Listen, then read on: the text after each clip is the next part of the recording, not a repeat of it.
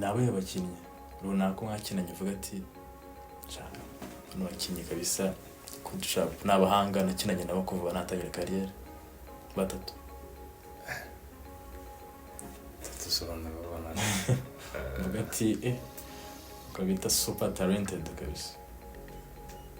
navuga Ruvumbu navuga Clement defenseur yego na Olivier Kwizera yego. Hari ibintu bigiye bivuga muri football amplisano mu Rwanda bitandukanye by'indi myuka kandi tuce ku ruhande ibintu by'amarozi muri football yo mu Rwanda isura byizera songeye ko hari scenario yabaye muri mu ndege nimba umuyaga wabaye mwinshi akatabaza hari ukuntu mu ndege igera wenda nk'ahantu mu kirere runaka ukabona itangiye kumera ukuntu none urumva twari turimo turarya bisa nk'ibigiye kugura urumva hamaze n'iminsi bavuga ibintu by'impanuka zo mu kirere ibintu nk'ibyo umutipe twumva arasakura hasi umujama abaye iki twese duhinduye tubona umutipe yazamuye amaraso atabaza abundi humura nta cyane urabona indege yose idatuje urumva harimo n'utwana dutoya hirya kumva ni ibintu rwose bitabaho. Niki mu buzima wumva wungutse kuba warakiriye Yesu Kristo? Nta kirenza amahoro.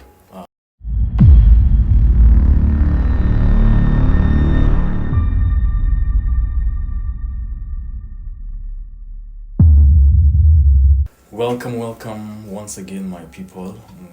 Mwese mwako subscribe kuri Doris TV show. Ndabasuje cyane nongeye kubaha ikaze muri uyu mwanya. My name is Doris the Poet. Uyu munsi tugiye kubana nanone muri The Inside podcast yanyu mukunda muri benshi. Turagarutse dufite umutumirwa mukunda mufana cyane.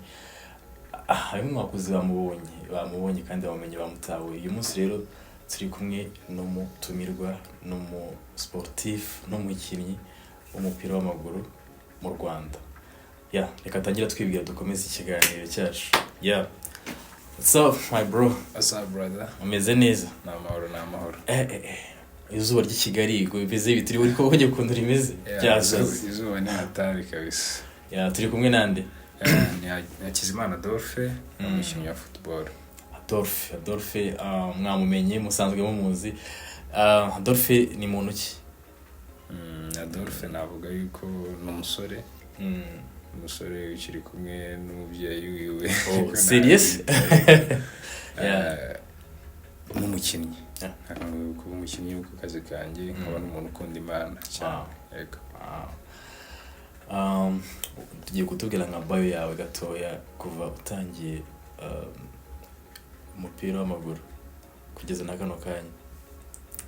Escalier akanyuze mu gake ngiye natangiriye mu Rugunga. Mu Rugunga niho natangiriye nanze guhera munsi cyane by'abana batangira niho natangiriye kwa Coach Yves niho natangiye nkina muri youth sport zamuka njye mu isonga njya muri Reyo kamenyeremo gutyo ubwo ni mu Rugunga mu academy ya youth sport ujya muri isonga njye mu isonga mbaye njye muri Rayon Sport. Muri Reyo mitangiye muri AS Kigali ariho mbarizwa ubwo ni muri iyo myaka twavuga ari niyo myaka ingahe bwigo mwitanu muri Reyo namazemo kuva aho hantu kuva muri bana urumva ni igihe kinini umuntu akina akiri umwana mu isonga namaze imyaka 2 muri Reyo namazemo imyaka 4 hafi 5 kambari n'igice wenda kuko niyo nari mfitemo contract. Mva muri Reyo ngishize tangiye muri AS Kigali naho maze mu mwaka urenga amezi make. Ndumva urugendo rwihuse cyane. Ninda kujyanye muri Rayon Sport? Navuga yuko byaciye mu nzira nyinshi zinzi uko navuga yuko contact wakiri kubwira ni Coach Kariopi. Coach Kariopi ni umutoza wazamu wazamu wanozaga mu isonga gusa yabibwiwe na Coach Kirasa. Coach Kirasa niwe wamubwiye ati wazana wa mwana kazaga kuri imyitozo hano ko icyo gihe Kimenyi Yves ari muri national team. Andre yaravunitse so hari ibiganza wenyine nawe uri gukora so aramubwira ati yamamagara nkagenda nkakorana n'abandi ntawamenya amahirwe ashaka kuva aho ngaho. Ubu wisanze muri iyo nibwo nagize amahirwe umutoza wari uhari bitaga Martinez nshimira cyane yangiriye icyizere mbona contract muri Reyo gutyo. iyo Rayon Sport niyo yindi yakinaga Munyabrazil oya ni nyuma yayo gato ndumva narahagiye wagiye muri 2019 urugendo rwo muri Rayon Sport ruratangiye urugendo rutangira watangiye uri wa mbere se oya kuva mu academy tujya muri Rayon Sport ntabwo byakunda kuhita uwa mbere ariko ntabwo navuga yuko byari bibi kuko uko biri muri uwo mwaka wa mbere hari imikino ibiri nabashe kuba nakina iri mutoya igenda inzamura icyizere wisanga uri umuzamu ufatira Rayon Sport. Rayon Sport ni ikipe ikunzwe mu Rwanda ifite fan base nini cyane, biba bigoye guhandoringa icyo kintu pressure muri stade uri mu izamu. Navuga yuko njye ntabwo byigeze binkomerera pe, sinavuga ko byankomereye kuri rwa rwego. Yewe umufana inyuma urumva twari tuvuye mu academy tubikunda ko twagiye kuri match za leta twavuga se ibintu bizabaho yuko dukina ahantu so urumva iyo ugize chance yo kwakinira urwana n'icyo wakora cyose kugira wenda ibintu bigende neza. Njye niko byagenze, urumva byaranyoroheye bitewe n'uburyo numvaga nyine mbyumvamo kuba nakinira imbere y'abafana nanjye nkumva ko byagenda buryohe. Yego ase biraba motive ahubwo biriya kugira ngo kumva umufana ndi inyuma. Yego ira ni motivation ya mbere ku mukinnyi, urumva iyo ni nko gukinira ikipe y'igihugu kandi urumva iyo hagarariye abantu bangana kuriya hari ikintu nabo wiyumvamo nyine. Navuga ko ari nk'umuryango, nk'umugabo uyoboye umuryango. Yego umukino wibuka wa mbere akinira Rayon Sport n'uwe uri mu izamu uri titirere no twakinnye ndi titirere no twakinnye na Bugesera i Bugesera twayitsinze 3-1. we twaye gute muri match ya mbere pressure iki yari match nziza ko ni muri lockdown nayikinnye, yari match nziza yanangendekiye neza tubasha kubona amanota 3. match ya Rayon Sport urakina witwara neza birangira tukubonye mu ikipe y'igihugu. Wiyakiriye gute wumva bwa mbere wese selected mu ikipe y'igihugu? Ni bya bindi bakubwira uti iki kintu nakibonye ariko ntabwo niyumvishaga ko byakunda, ariko nyine nayo maze igihe ndi guperforminga neza muri equipe yawe. Ubanzamo? Yego ndi no kubanza. Ubwo wari uri kumwe nande mwirire? Yari ndi kumwe na Olivier Kwizera, ndi kumwe na Bashunga. Ndumva ari abo ngabo Kasim yaragiye. Kasim yaragiye kera. Nabo ngabo twari turi kumwe, so urumva byari ibintu bikomeye cyane kuri career y'umuntu guhamagarwa bwa mbere mu kipe nkuru, bari ibintu bikomeye cyane. Ikipe y'igihugu urasohotse ku nshuro ya mbere? Oya twakiniye mu Rwanda. Twakiniye mu Rwanda. Yes, Adolphe Hakizimana niwe twatumiye umunsi mu kiganiro cyacu The Inside Podcast, ariko tuganiriza ku rugendo rwe rwa football kano kanya sofa aho ari muri AS Kigali. Uva muri Rayon Sport wisanga muri AS Kigali, amasezerano yararangiye muri Rayon ndakeka. Yararangiye. AS Kigali yisanzemo gute? So navuga yuko ari njye wadisize kugenda kurumva nayo maze igihe kinini muri Rayon Sport, numvaga nshaka experiencinga mu buzima bwandi makipe niko nabyita. So nadisize kujyayo ku cyemezo cyari cyafashwe nanjye suko wenda batayibanye ko twe twumvikanye bisa nk'ibigera kuko nyakora bafite n'ikibazo cy'abazamu muri icyo gihe. Kuko urumva byari hagati muri champion ntabwo byari kubura ni imibare yenda, ariko nayo numvaga nshaka experiencinga icyo ubundi buzima. Yego. Adolphe nakazina muri mu kibuga bakwita Katara Adolphe. Yeretse kwa kundi nyine wenda baba bumva yuko hari akantu gukunda kuvuga wenda muri communication yawe n'abakinnyi bagenzi bawe akaba ariko bagenda bakwita.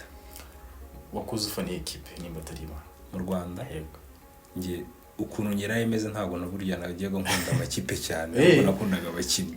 Sinzi ukuntu nyiraye nakundaga abakinnyi cyane. Wakuze ukunda ako numvaga amakipe za Peri na Rio bura kenshi abana benshi nizo babazi. Numvaga nyine ngiye abantu biryoshye kubona wihangana ari irimo hagati yazo. So nakuze nkunda umuzamu Ndori Jean Claude. Hanze urabizi nawe ni Buffon na niyo umuntu yakundaga. Yego. Nize karite ukunda ku muzamu? Karite za mbere no gukina na bagenzi bawe n'amaguru, izindi ni ya dégagement. Si ikintu kigora abazamu benshi kudegaja. Nyine urumva ni ibintu witoza, ni ibintu witoza sazo ukagenda ureba n'abantu ubireberaho. ko ikintu cyose uko ugenda ukitoza niko ugenda ukimenya. Ese hari indeshyo y'umuzamu uba uri muremure n'umugufiya bitaniye nyine buriya kwirampa cyangwa se kuzamuka ari mu bicu hejuru bigendera ku ndeshyo yawe cyangwa biterwa detente ufiteho? Ntabwo bigendera ku ndeshyo ko hari n'abantu bagufuru bate barakinaga kandi barafataga barazo yari mu bwishyare, so ntabwo navuga ko ari indeshyo, biterwa nawe n'imyitozo yawe ukora, ko burya imyitozo yari ukuntu ifasha umuntu nawe bisanzwe. Adolphe ari muri kariyeri ya siporo, ariko ngiye nkuzi no muri no mu bundi buzima busanzwe uri umuntu ukunda gusenga. Ubihuza gute? Ni ibintu byoroshye cyane mu buzima, nta muntu udakenera gusenga. Ni ibintu byoroshye, ngiye biranyorohera cyane. Cyambere nuko nta kibugamira ikindi. Hari ibintu bigiye bivuga muri football amplis hano mu Rwanda bitandukanye by'indi myuka, kandi duce ku ruhande y'ibintu by'amarozi muri football yo mu Rwanda. Ese urabyizera? Songeye ko nabe ko bibaho just buri ikintu wizera ni ikintu akenshi uba warabonye. So ngiye impamvu nadesize kwizera Imana nuko ariyo nzi yuko abantu bose bavuga uti Imana irahari irakora. So ngiye mfite n'ubuhamya bwanjye wenda ku ruhande by the way. So ntabwo navuga ngo uburozi bwo ndabwizeye kurenza Imana. So ariko nanone uwemera yuko isi y'umwijima iriho y'ijuru niko nabyita iriho, navuga yuko anemera yuko iyo yinuze y'umwijima ihari. So ariko nge ntabwo ibyo mbyizera, amonye mfite icyo nizera ngo dejo wakivuze. Uramutse mugiye gukina match bakagusaba ko hari imyuka runaka cyangwa se imigenzo ukora kugira ngo umutsinde, ntabwo wabikora? Imigenzo yerekeranye n'iki? Biterwa n'iyari. Imigenzo runaka isaba kugira ngo umutsinde nk'igitambo cyangwa se ibintu runaka. Hari ibintu tujye twumva histoire ntabwo turabibonesha amaso, ariko tujye tubyumva, ugasanga baroze mu izamu, ugasanga byagenze ukundi kuntu, mwateye ibintu runaka ahantu kugira ngo muze gutsinda iyo match. On my side navuga ko ntabwo ubyizera totally. Njyewe nizera ntabwo ibyo ngibyo bisaba, ntabwo yishimira ibitambo. So ntabwo rongeye najya kubwira ngo najya gukora ibyo ngibyo kugira nzinde, kuko n'imbere hose imbere nakiniye si byigeze biba. So ntabwo numva ko akanya imyaka maze ariyo yabigiye gutuma njya muri ibyo. Wakijijwe ryari nimba atari ibanga? Igihe wenda maze gukura, maze kumenya uburyo nakifatira umwanzuro, yari muri 2023 itangira mu kwezi, yari ibindi byabaye mu mpera za 2022. Ariko urumva hano muri Rayon Sport nari nkiri muri Rayon Sport igihe neza nyine nagiye imbere nkatuza akanwa kanjye. Ni 2023 mu kwezi kwa mbere tariki 2. Nibwo bavuga ati nanjye urugendo rushya rwo gukurikira Yesu Kristo. Yego. Niki mu buzima wumva wungutse kuba warakiriye Yesu Kristo? Nta kirenza amahoro. Nta kirenza amahoro. Nta mahoro ufite mbere se? Ntago yaba hari. Sure, ntago yaba hari, kubera ko urumva muri ubu buzima twebwe nk'urubyiruko niko nabyita, tugendera mu bintu byinshi. So muri ibyo bintu byinshi wenda ari ibyo umuntu aba yiyiziho n'undi nawe abaziho. So navuga yuko nta yaba hari nkayo wakura hariya. Ubuzima bw'umukristo uri umukinnyi ntabwo bigoranye, ni ibintu byoroshye. Ni ibintu byoroshye cyane. Ahubwo sinzi impamvu mvuga ko bigoranye wasobanura kuko abakinnyi nyaka ko bagira vibes zitandukanye, yaba vestiaire, yaba makampa atandukanye, muri match nyine usanga babiri out of religion cyane. Ugasanga kwisanga muri abo bantu ukongera ukisanga mu rusengero, ni ibintu wahuza gute? Navuga yuko burya twese abakinnyi kuko mu mwe n'abantu batase yego twese buri umwe wese rero bafite uburyo ubuzima bwe bupanze, kandi niba ngo kanaka agenda gutya nanjye siko nzagenda kuko deje afite ubuzima bwiwe. So ngiye nahisemo gutyo nzi ubuzima bwanjye icyo nshaka, so ndi gutegura my future and n'ubuzima bw'umuryango wanjye hazaza. So mu gihe ndi kuwutegura rero hari ibyo mba ngomba gusetinga hakiri kare. Niko nabivuga. Adolphe Hakizimana muri Rayon Sport, kangaruke muri Rayon Sport kuko niho navuga wagize 6 wamenyekaniye, yani igihugu kikakumenya nduka nahamagarwa mu ikipe y'igihugu. Eske nawe yabakinnyi runaka mwakinanye uvuga ati nshaka no bakinnyi kabisa kudusha n'abahanga nakinanye nabo kuva natangira carrière batatu tusobanura babona mugati kabita super talented kabisa navuga Ruvumbu navuga Clement défenseur yego na Olivier Kwizera yego urazi zamu cyane ni iki kintu wava kuri Muhire Kevin nakaba wambaje bake na Kevin arimo n'uwo twakinanye muri Reyo ugiye kumura 11 mwakinanye wishyiremo uvuga ati abangaba nibo bakinyi twakinanye numva twakora ikipe kabisa kaba okay Muzamu Adolphe kabiri yafashe kuri kabiri ashyira Ndera ndashyira Serumogo Serumogo kuri gatatu ndashyira ndavanga nabo twashyiranye muri equipe nationale kuri kabiri no Murenga na Sauri Mogo wemera nde Murenga ntabwo turakinana akumbugo mwarakina warahuye nabo twakinanye against so ndi kuvuga gihe twakinanye urumva Serumogo twarakinanye ako aho ngaho naho uramvanze pe kuri kabiri nabona akoreka mvuge wenda Serumogo we twakinanye bira turakorana mu kibuga match ebyiri zose amafu yakineka turi kumwe Axe muri Axe ndashyiramo Clement na Samuel Clement na Samuel uraho muri polisi yego kuri gatatu ndashyiraho niyo mugabo Claude hagati ndakinisha Kevin Bosco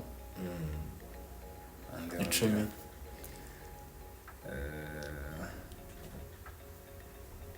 sigaye kuri gatandatu ubwo nasinze gatandatu ndashyiraho Ndera kombuze no munyamahanga waremeye kubashyira kumureba ako Vitali Orega twakina yaje muri covid yaje muri covid yarazi sisi yarazi gukina cyane so mababa impande winga kabisa uvuga ati Manase yarateye ubwoba Kongomani Manase yarateye ubwoba ariko twakina igihe gito bakase mushyiremo ashyiremo indabo muri icyo gihe cyane no muri noze no Mavubi ubwo mashyize Manase kuri atake urundi ruhande Ruvumbu ko numva ariko bura mu ikipe Ruvumbu mushyire kuri urwo ruhande sasa rwaburaga atake sinzi ukuntu yimwibagiye atake reka nshyiraho Chabarara muri bakinanye muri Kigali turakina Chabarara nanjye ndamukunda mwemeye wana ntago ajya asubira inyuma gahora ari muri top ufana ikipe mu Bwongereza Ado nayo serie nta kipe mfana ikipe mfana ubundi ni imwe ni Barca gusa niyo mfana Barca yonyine na Argentine ubwo nakumvishe uri Messi cyane mabara cyane hari kuri Messi ne atari wiribona he mu myaka 3 iri imbere Hakizimana Adolphe buri gikono mbibona umugabo atekereza kure hashoboka so ntago nyemo n'ibya hafi nibona kure cyane ntashobora no kubije neza subizanye filosofi nyinshi cyane ubwo uribona mu myaka irenze 3 oya uretse no ntago navuga ngo myaka 3 bimeze gutyo kuko nshobora kubwira ibidahuye nge n'ibyo ntekereza nge ndibona kure cyane hashoboka yego uyu munsi rero muri The Inside Podcast twagira umugisha wo kwakira Adolphe Hakizimana turaganiriye byinshi cyane nyiga ko nawe ari cyo bamubaza next time akagaruka gusubiza cyane arahari ku bwanyu Hakizimana Adolphe uri umwana wa kangahe mu muryango ndi umwana wa kabiri ufite papa na mama mfite mama gusa okay nta wundi mwana mufite w'umukingisi hari bavyaye mu muryango hari petitfrere wanyabose bakina kina mu cyiciro cya kabiri rero n'umuzamu mufite impano y'abazamu muri famille ariko ndabona baraza kuduca afite equipe yakina muri Impesa mu cyiciro cya kabiri nawe bahanze batatu ukunda mu Rwanda tugiye mu tuntu n'utundi. Batatu muri gospel cyangwa muri secular? So reka tubivange, it's okay, kuko bose n'abahanzi nubwo bakora muri systeme zitandukanye. Bamwe baririmbira Imana, abandi baririmbira abakobwa. The Ben na Israel Mbonyi kuko ndabantu bari top mu gihugu n'ubundi. Ngiye no kuva kera ubundi kuva kera no nakondaga. Adolphe iyo atavuka ari umuhungu akavuka ari umukobwa, ni iki kintu yari gukora? Gukora mu buzima busanzwe ubona bati ndi umukobwa nyine naba nduye nguyu naba meze uko nakora iki? aho uranshatse igitekerezo ntabwo nigeze mbitekereza na mbere hose. Wow. Ni iki kintu wicuza wakoze mu bwana bwawe? Nicuza mu bwana nta kintu nicuza, ahubwo wenda nk'ibijya binsetsa. Ni ikintu wakoze like kiri bati cyari funny? nakubaganaga cyane none ibintu byo kugenda gukora mu nkono y'amasukari ntabwo byatindagamo kabisa. Nicyo kibanza ni nabyo binakubitiwe cyane. Umva nayo wa muntu ushobora kwiba nk'isukari agenda nayinyabagiza ahantu hose kubera ubwinshi bwayo n'ibwiyo nafashe. Adolphe ni umusore w'umukinnyi ukunzwe n'abantu batandukanye w'ibogari. Eske yaba afite umukunzi? No, happened single. Serious? Single na. Ufite bex bangahe nimba atari banga?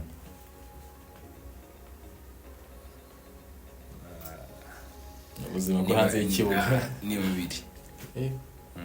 Ntabwo baye mu rukundo cyane. Ntabwo ari ibintu byanje kabisa. Umunsi wa mbere ujya mu ndege urura indege, ndakeka wari muri Rayon Sport.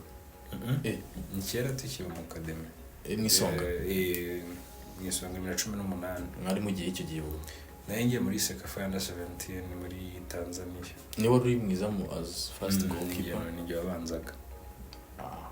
Urugendo rwakoze mu ndege n'uruhe? Bye. Urugendo duheruka mu Mavubi rw'amasaha 10 natwaravaga muri Cote d'Ivoire tujya South Africa natwarajyaga n'amasaha 10 kabisa twavuye baguru yabyimye. Ni ikihe kintu cyagutonze ukigera mu ndege bwa mbere kuko ndakeka bitawe? Icyabaye hari bwa mbere njyamo hari ukuntu bazanaga bwa boto baburimo nuze wine. So njye nakabonye nkabona utuntu bari gutanga ni dutoye. Ndavuga utakana none ko kanini kandi byose ubanza mu ndege nta nzoga bamwe. Urabwira uti mereza ko nga kurumva icyo gihe nta n'inzoga nanywaga. Urabo twari kumwe ntabwo yaramenyereye. Naragagotome umva nanone harimo akantu gasharira. Biranyira ngiti abantu bashyizemo karukoro kabisa. Wumva wita bishaka utazi byari sinanze bivanye urumva twari na bato icyo gihe nta ibintu nk'ibyo byo mu ndege n'aruzi bivanye biki. Naye amayesikariye kwa kundi yazamuka urumva ari nabahaguye ariko ye hari agasite nshaka kuma kababaye muri Rayon Sport mujya muri Libya. Gucya muri abarabu muri mu ndege ngo ni kit manager wa muntu utoragura imipira. Ngo hari scenario yabaye muri mu ndege nimba umuyaga wabaye mwinshi akatabaza. Hari ukuntu mu ndege igera wenda nk'ahantu mu kirere runaka ukabona itangiye kumera ukuntu none urumva twari turimo turarya bisa nk'ibigiye kugura urumva hamaze n'iminsi bavuga ibintu by'impanuka zo mu kirere ibintu nk'ibyo. Umutipe twumva arasakura tuyasuye umujama bayiki twese duhinduye tubona umutipe yazamaye amaraso atabaza ubundi humura ntacyaho urabona indege yose idatuje urumva harimo n'utwana dutoya hirya kumva ni ibintu rwose bitabaho. Biba bitangaje nanjye sindajya mu ndege na rimwe ndategereje nzareba. Amen amen. Dusoza ugiye kugira inama eshatu urubyiruko kuko ndakeka uru rubyiruko nawe ubuzima busanzwe actually inama ya mbere njye nkunda kugira n'umuntu wenda tuganiriye ya mbere no kumenya no kubanza kwisobanukirwa. Burya mu buzima bamaze kwisobanukirwa birakorohera kumenya n'ikintu ushaka kugeraho kikeneye mu buzima. Kuko numva yuko wenda abantu benshi mbere natwe nicyo twagiye tubura kuko hari ukuntu wenda utashoboraga kwisanzura ku muntu ngo muganire bigatinda nyine kugira bisobanukirwe. So navuga yuko ari cyo cya mbere buryo bamaze kwisobanukirwa birakorohera kuba wamenye nyine ahantu ushaka kujya n'ibyo bigusaba ukabishyira mu murongo. Ya kabiri nk'abari muri career buriya nta kintu kirenze gukunda ikintu urimo. Nicyo kintu cya mbere kikorohereza umurimo, nubwo challenge zitabura, ibintu bikomeye nyine bitabura mu kazi kose, ariko burya iyo ukunze ikintu ugikorana rwa rukundo nyine rurakorohereza. N'ibyo bikomeye biraza ntabwo umenya uburyo binyuzemo. So ya gatatu ni ugukora, burya ubuzima ntabwo bworoha utakoze, ntabwo bwakora utakoze ikintu cyose, ahantu ugakora uvuga uti nubwo nagera kuri iki ngiki hari indi level nshaka kugera, hari indi step nshaka gutera, niko nabyita. Ndumva ari izo ngizo. Adolphe, still tugana ku musozo, ni ikibazo cy'amatsiko, wigeze umara amezi 3 udahembwa kandi ukina? Ntabwo byabura. Ubwo biba bimeze gute kuba uri umukinnyi ugiye mu kibuga uzi ko nta kuntu bimeze mu mufuka? Umutima ubuhari. Niyo nama ya kabiri navuze yo gukunda ikora. So ikintu ukunda urumva hari ibintu bihanganira, kuko iyo situation ntabwo uri uyirimo wenyine, kandi kuko ikintu kitagenze mu buryo wifuza ntabwo bivuze yuko uzagita, kuko deje wamaze kwiyemeza yuko ari cyo kintu ugomba gukora. So urwo rukundo rukorohereza ugakora nta n'ikindi witayeho, mu rwego rwo kuvuga uti ejo ahangaha ndiwe nzahava ngera ahandi hisumbuyeho. Uyu munsi ntabwo turi kukubona mu myitozo muri match, byatewe n'iki? Navuye muri national team mfite ikibazo, kwakunda umuntu aba yumva nyine niba ari amaraso ya gisore, nkumva nyine meze neza, ariko byagezeho biranga, ariko ni gufata ubuvuzi, ndakeka vuba nkanongera nkagaruka. AS Kigali, wumva nyuma ya Kigali uribona hehe? Nyibona hanze niko buri gihe babimeze. Thank you so much kuganira natwe muri Doris TV show, no mugisha cyane, nizere ko n'ubutato gukeneye waboneka. Nzaba mari kalisa. Imana iguhe umugisha cyane. Imana duhana umugisha twese. Ciao, mwakoze cyane kubana natwe. Uyu munsi twakiriye Adolphe Hakizimana, umukinnyi wa AS Kigali n'ikipe y'igihugu Amavubi. Reka nizere ko mwaryoye n'ikiganiro. See you next time.